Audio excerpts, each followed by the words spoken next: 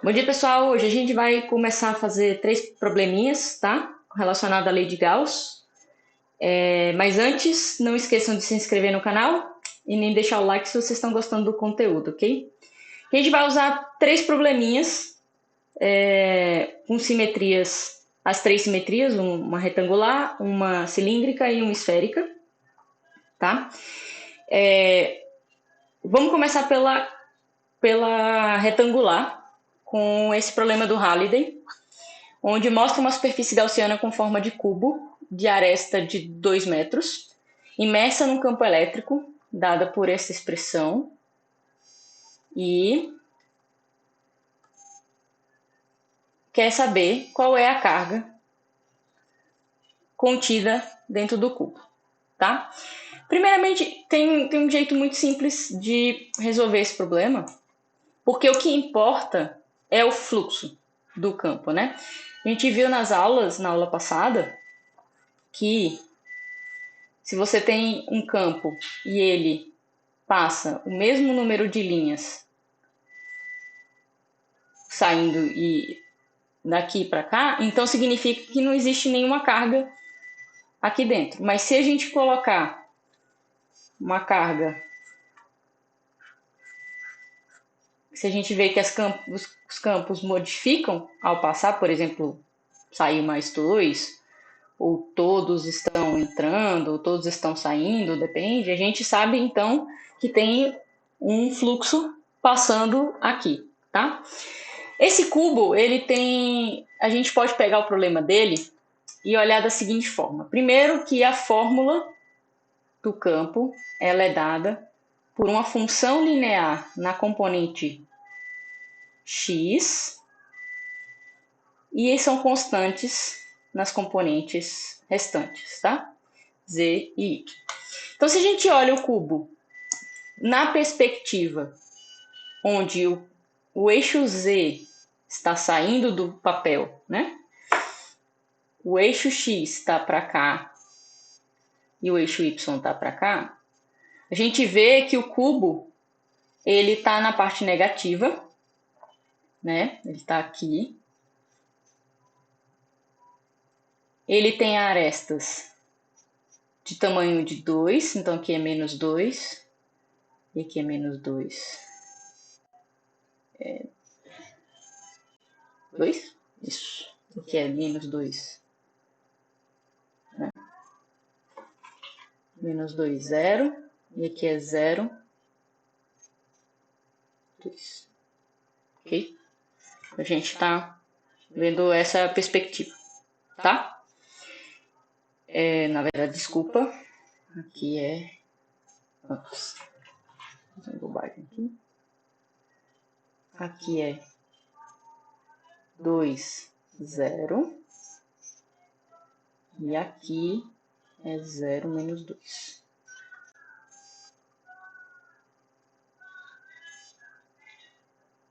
Isso é porque o x está aqui, né? Não, tudo bem. O importante é entender como é que vai acontecer.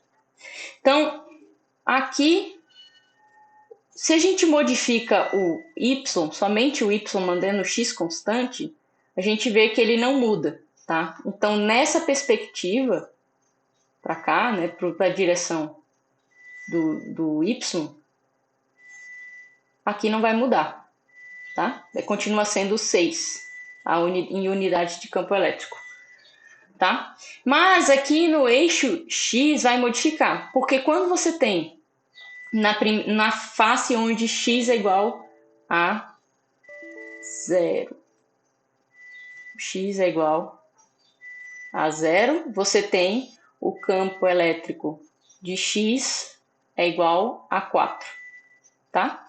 E quando você tem X igual a menos 2, você tem o campo elétrico menos, porque menos é 3 vezes menos 2, mais 4, dá menos 6, menos 2.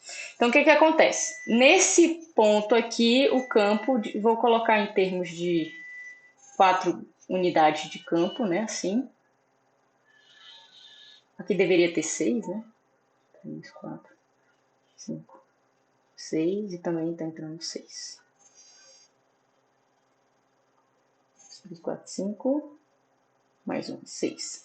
Então, aqui está saindo 4, mas olha só, esse aqui está apontando para cá. Então, vai ser menos 2, certo? E a mesma perspectiva do eixo Z, se você olhar aí o cubo de cima, agora colocando o eixo Z em evidência, você vê que também não modifica. Entra 7 e sai 7. Então, a única contribuição que a gente vai ter vai vir da diferença do fluxo dessa face do cubo para essa face do cubo, tá? Então, o fluxo total vai ser a contribuição do fluxo 1 mais, por quê? Porque ele está trocando. Então, esse está saindo e esse está saindo também. Então, eles vão somar, ok? Do fluxo 1 e do fluxo 2. Então, mas o fluxo 1 é o campo de 1 vezes a área. E o fluxo 2 é o campo de 2 vezes a área. O campo 1, que é o x igual a 0, vou colocar aqui. E aqui é x é igual a menos 2. O fluxo 1 é 4 e a área também é 4. No fluxo 2, o campo é igual a 2, né? A gente já colocou o sinal de menos para entender. E a área é igual a 4 também. Então, vai dar 16 mais 8, que dá 24 Newton. Desculpa, não apareceu. Newton por coulomb. Ok? E esse é o fluxo total. Só que a gente não quer o fluxo total, a gente quer a carga total. Então, a carga total é o fluxo total sobre epsilon 0. Então, basta substituir aqui, tá? Então, a carga total é o fluxo total vezes epsilon 0. Epsilon 0 tem valor de 8,85 vezes 10 a menos 12. Se a gente substituir os valores aqui, 24 aqui e 8,85, a gente vai encontrar mais ou menos 0,21 microcoulomb. Ok? Ok. Então, essa aqui é a resposta final para esse problema. Então, vamos para o segundo problema. O segundo problema eu troquei. É um problema do Moisés originalmente, mas eu troquei a casca por um cilindro, tá? Um cabo coaxial que chama, tá? Um cilindro que tem a sua cilindro coaxial, com o mesmo eixo, né? Tá? Então, ele é um cilindro infinito. A gente está só cortando a visão dele assim, tá? Não tem problema. Se a gente olhasse de lado, seria algo desse tipo assim.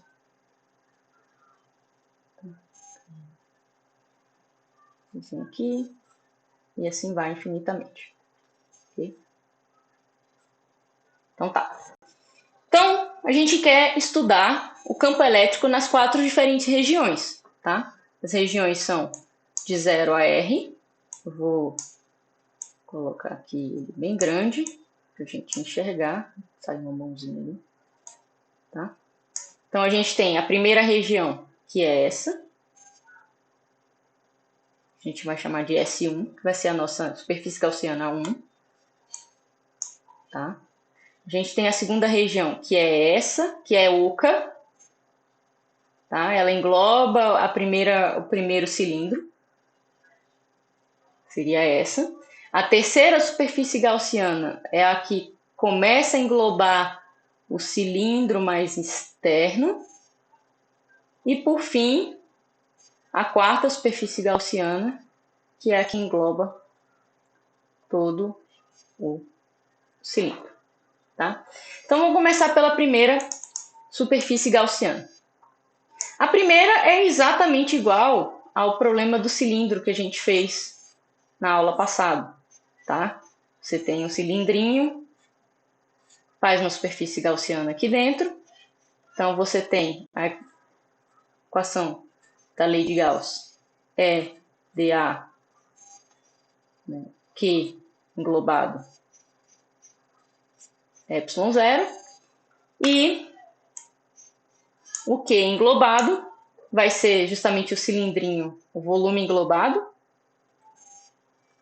Q englobado vai ser o ρ, volume englobado. E o volume englobado tem um raiozinho R, tá? E o volume do cilindro é πr ao quadrado vezes L, ok? E a área englobada é a área lateral do cilindro, tá? Que vai ser, aqui de novo, vai cair E vezes A, para facilitar. E o A é dado por 2πr vezes L. Tranquilo? Então, vai ser E A, 2πr L, ρ πr ao quadrado L sobre ε0. Então, a gente cancela esse com esse com esse. Lembra que aqui, como a superfície gaussiana está dentro do próprio cilindro, as coordenadas da superfície gaussiana se coincidem com as coordenadas da distribuição de carga.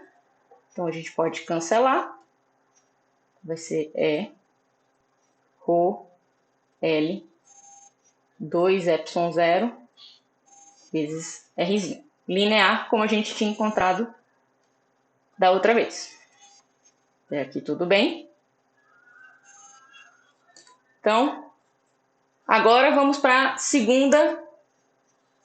Essa aqui é a da superfície da região 1. Então, R aqui é menor que o raio interno do cilindro, mas é maior que 0. Vamos para a segunda região. A segunda região, ela tem o cilindro total e a superfície gaussiana engloba o cilindro. Até aqui nada de emocionante. Também cai no problema anterior, onde a superfície gaussiana tem raio Rzinho, mas a superfície de carga, a densidade de carga, distribuição de carga, desculpa, tem raio A. Então, a gente vai ter E 2πr L, mas agora o volume englobado é π A ao quadrado L sobre ε0. Agora, algumas coisas não se cancelam mais. O L continua cancelando, o π cancela com o π, mais o E é ρ A ao quadrado L, 2ε0, e tem o Rzinho aqui, vai ficar 1 sobre E. Então, cai com 1 sobre R, como a gente também encontrou. O L não existe aqui, né? Desculpa. Tá? Esqueci de cancelar. Então, essa região aqui, essa fórmula, ela é válida para quando o R ela é maior que A e menor que B. Tá? Então, vamos para a terceira região, que agora a gente começa a englobar o segundo cilindro. Tá? O segundo cilindro tá aqui. Tá? Então, o cilindro, né, agora vai englobar a superfície gaussiana, vai englobar essa região. Então, ele vai começar a pegar uma regiãozinha aqui, que tem o volume de carga, tem uma densidadezinha de carga aqui. Então, o volume englobado não vai ser só esse, vai ser essa região, mais essa região aqui. Então, se a gente olhar para o cilindro, ele é como se essa casca cilíndrica aqui, né? Ela nada mais é do que um cilindro de raio R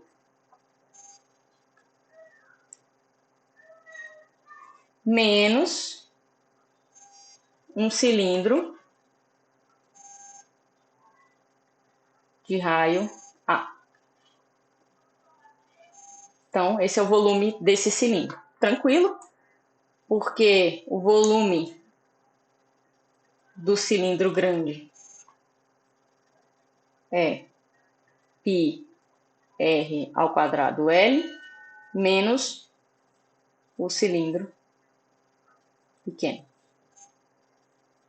que é, na verdade, B, né? B ao quadrado L.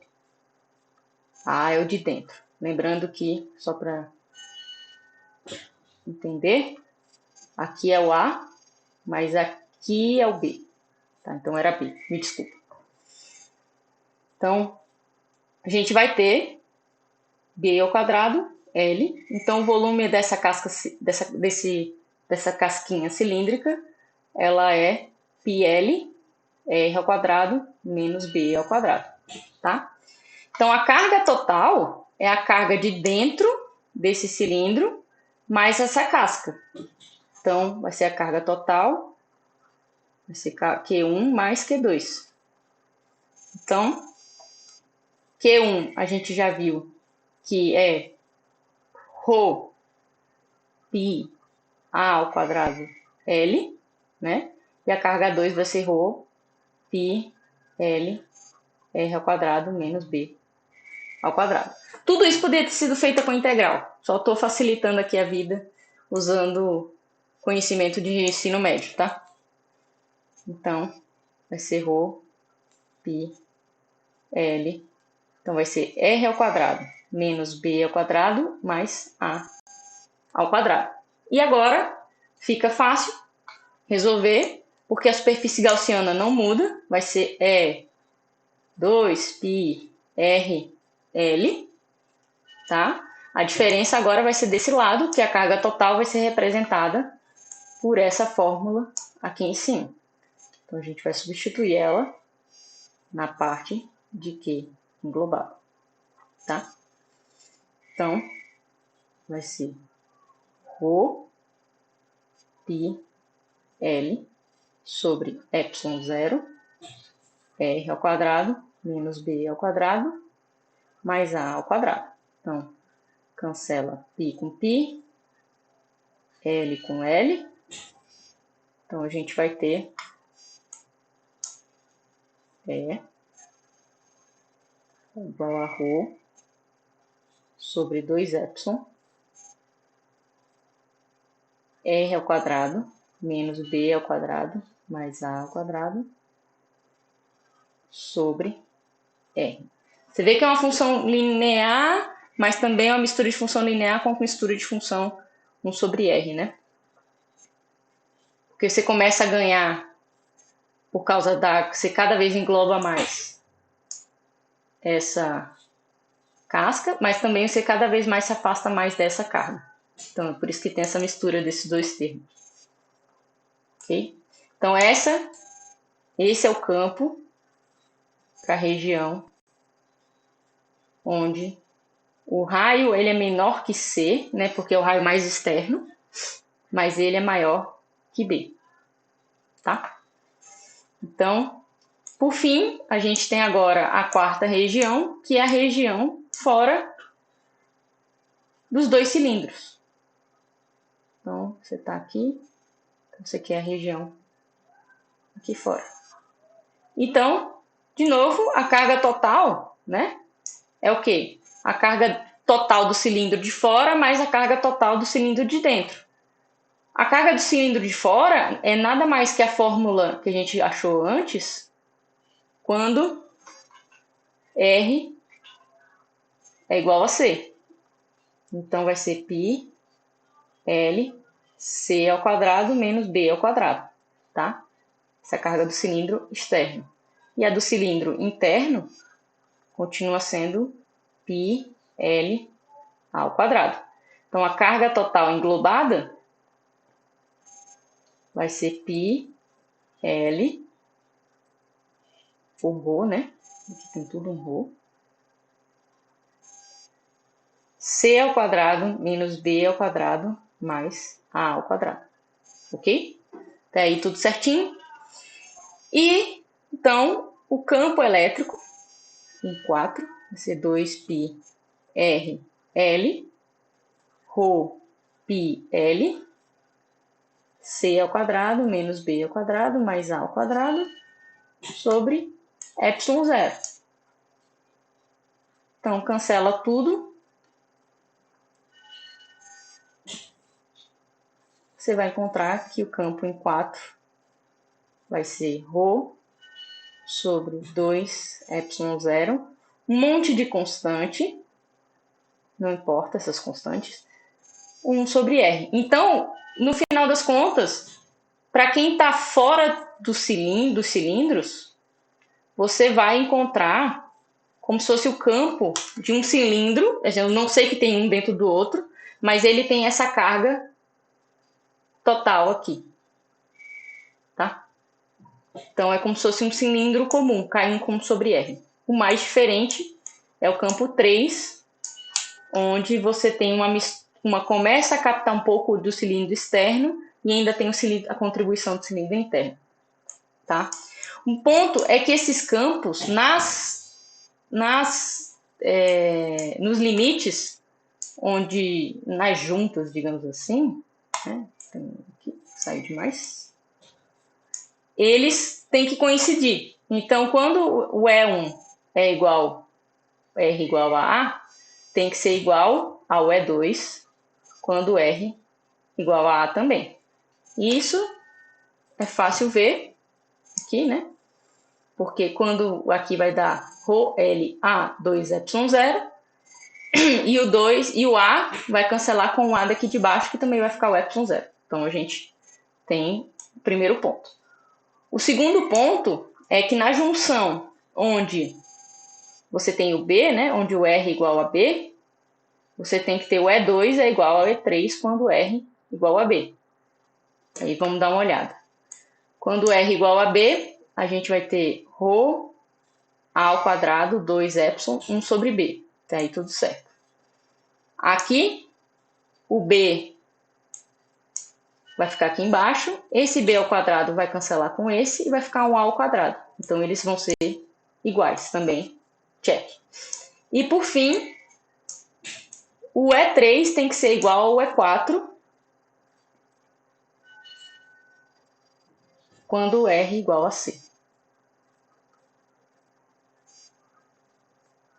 Então, se a gente olhar aqui, a gente vai ter C ao quadrado menos B mais A ao quadrado mais A ao quadrado sobre C. Tudo certo? E aí aqui a gente já sabe que é só substituir o C e vai dar a mesma coisa. Então a gente termina aqui o exemplo do cilindro. E por fim, vamos fazer um terceiro exemplo um pouco diferente, também um exemplo do Moisés, tá? Porque até agora a gente só lidou com distribuições de carga constantes. E aí eu quero mostrar um exemplo onde ela pode variar, tá? Onde a gente viu que a carga, na verdade, ela é uma integral de ρ, R', né? Que é as coordenadas dentro da distribuição, vezes o volume', tá? Mas até agora a gente não fez nenhum exemplo onde realmente isso aqui dependia de R'. Então tá. Então, primeiro de tudo, a gente tem uma carga esfericamente simétrica. Então, se ela é esfericamente simétrica, a gente tem que escolher um volume, assim, para facilitar a nossa vida, que seja o volume da esfera, né? Então, a gente tem um R ao quadrado sobre um R ao quadrado seno de θ, dr, dθ, dφ, tá? Só que a gente tem uma simetria no nosso problema. O nosso problema não depende dos ângulos. Então, na verdade, a gente já pode integrar os ângulos, né? Que eles não vão interpretar. E a gente tende a colocar a dependência angular como um grande dômega. Esse dômega, ele é o chamado elemento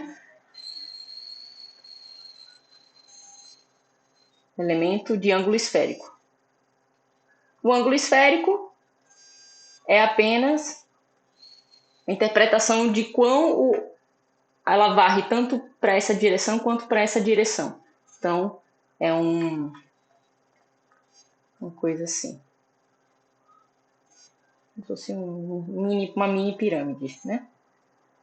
Então, no final das contas, quando você soma todas essas mini pirâmides, ou seja, integra, você espera que o ângulo esférico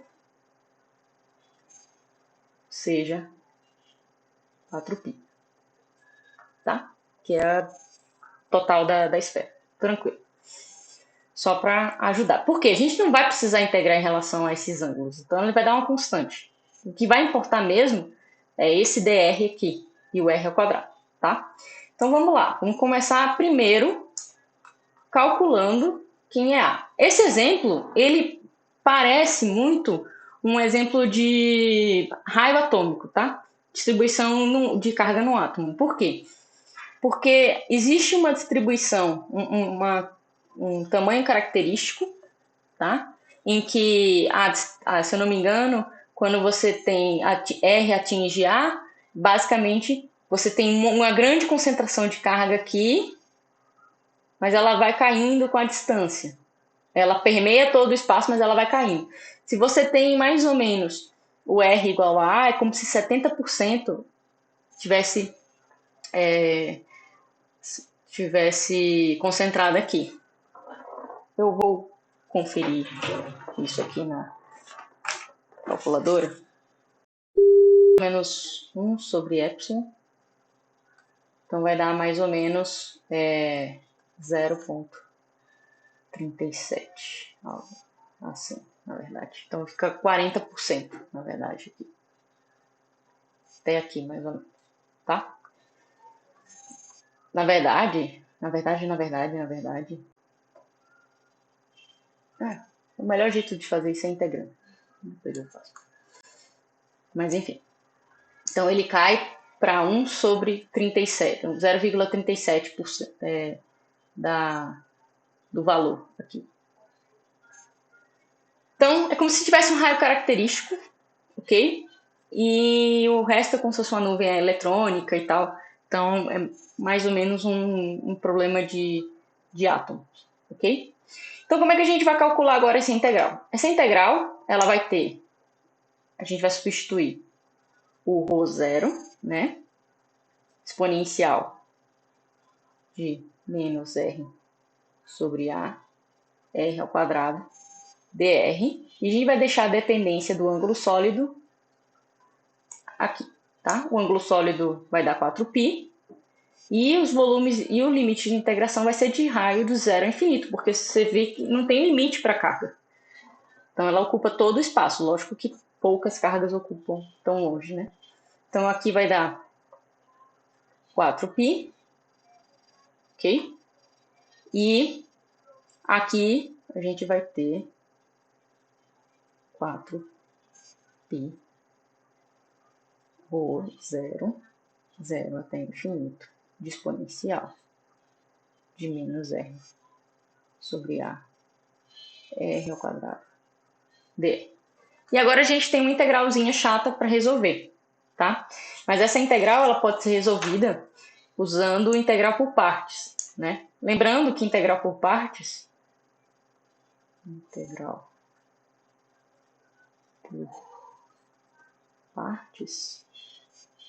você tem uma integral, uma função, que é a função vezes uma derivada de uma função, certo? Então, você pode calcular o produto das funções e trocar agora G por df, tá? Como é que a gente vai aplicar isso aqui nesse nosso problema aqui? A gente tem que o nosso f ele é igual ao r ao quadrado, tá? Então faz com que o exponencial vezes a dr seja o nosso dg. Então vai dar exponencial de menos r sobre a dE. Ok? Então, se a nossa função é essa, quando a gente integra ela e descobre quem é o g, integral da exponencial é ela mesma. A única diferença aqui, né, é que exponencial, né, exponencial de x é ela mesma.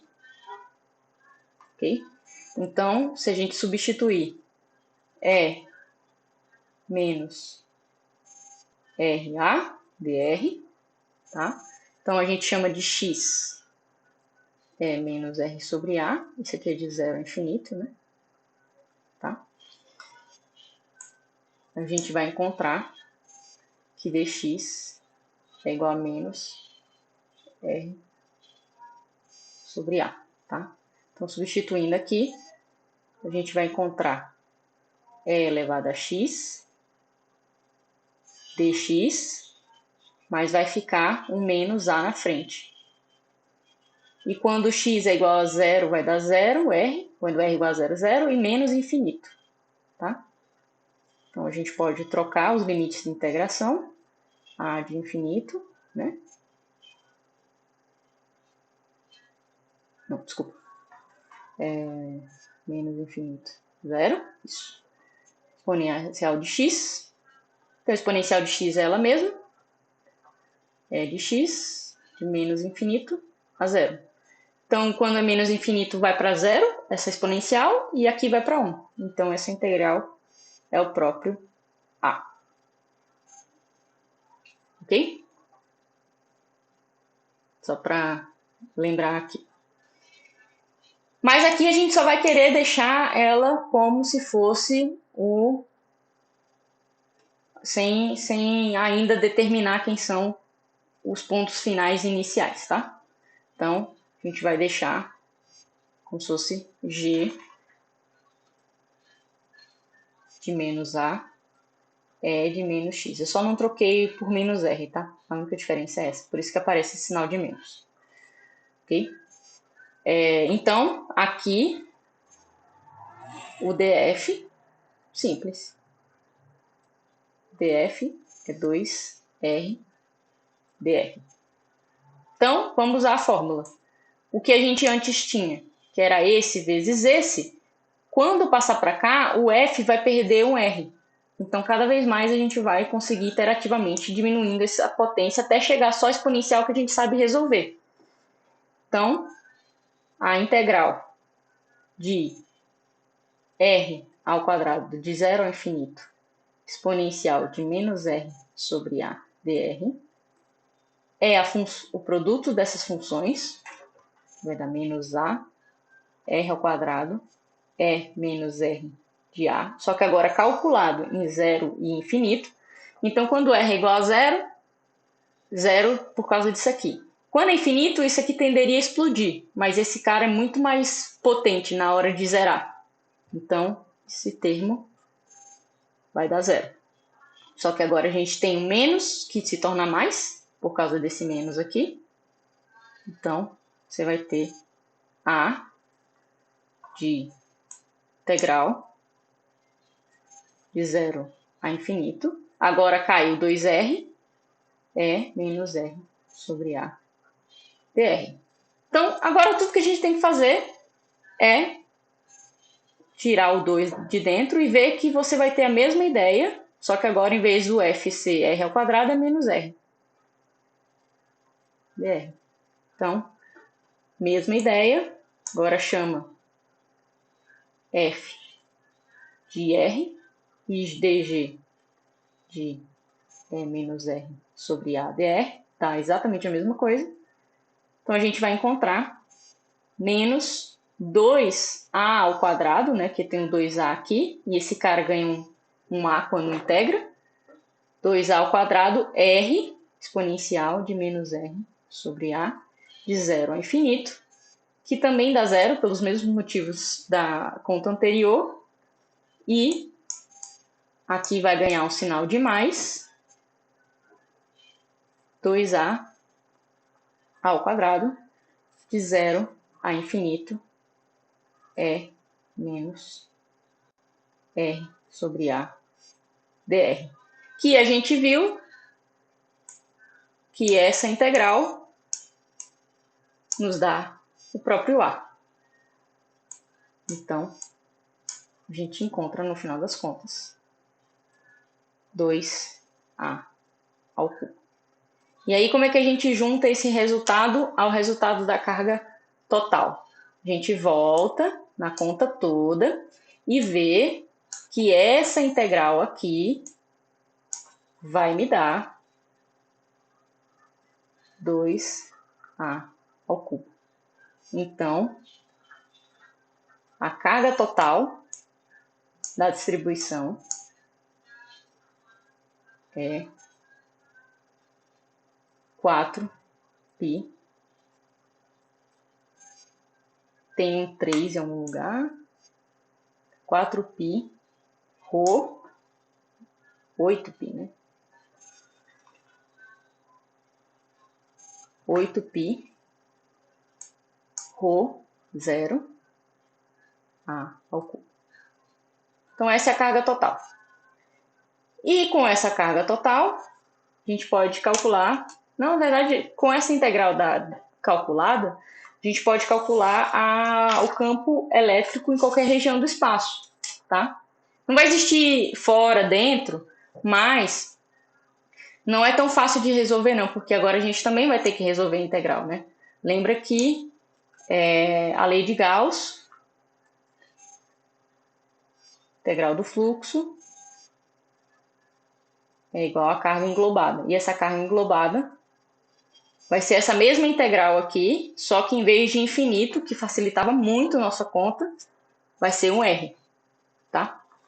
Mas a sorte que o problema ele é esfericamente simétrico, então a gente ainda pode considerar uma superfície gaussiana esférica e tirar o E constante, né? Então, aqui você continua tendo E vezes A, onde A é a superfície da esfera, R ao quadrado, só que agora a sua integral vai ser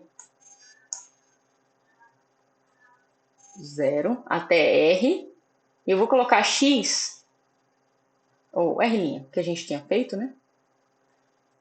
R, só que tem o 4π do ângulo esférico, o ρ, 0 também, R' ao quadrado dr'. Para diferenciar desse R aqui, que esse R, ele é da superfície gaussiana, tá? É o mesmo R que esse R aqui, tá? E esse R' da distribuição de carga. Então, como é que a gente faria essa integral? A única diferença é a mesma ideia aqui, só que em vez do limite de integração ser infinito, a integral o limite de integração é o próprio R, tá? Então vai ficar R aqui, não vai sumir nada. Eu deixo isso como dever de casa, já que está feito, basta não zerar esses termos de fronteira aqui, tá? E no final das contas, você vai ter que vai ser menos 4π ρ epsilon, 0, tá? Vai ter um A, vai ter um menos R sobre A, porque ele não morre, né? Ali, um 2A ao quadrado, mais 2AR, mais R ao quadrado, tá? E aí, nada exatamente se cancela, menos desse 4π aqui, tá? Então, o campo, em qualquer região, vai depender de R, lógico. Vai ser menos A, o menos R sobre A, ρ 0 sobre epsilon 0. 2A. E aí eu posso dividir o R, e ele vai entrar aqui, vai entrar aqui, aqui ele vai cancelar, vai só ficar um R, e aqui vai se tornar 1.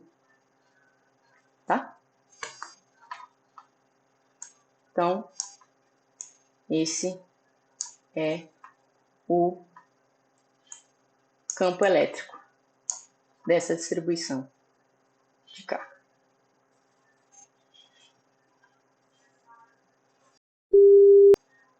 Então, a gente termina essa aula de exercícios hoje com esses 3 exemplos, tá? E a gente segue depois com potencial elétrico, tá? E vamos discutir um pouco sobre forças conservativas.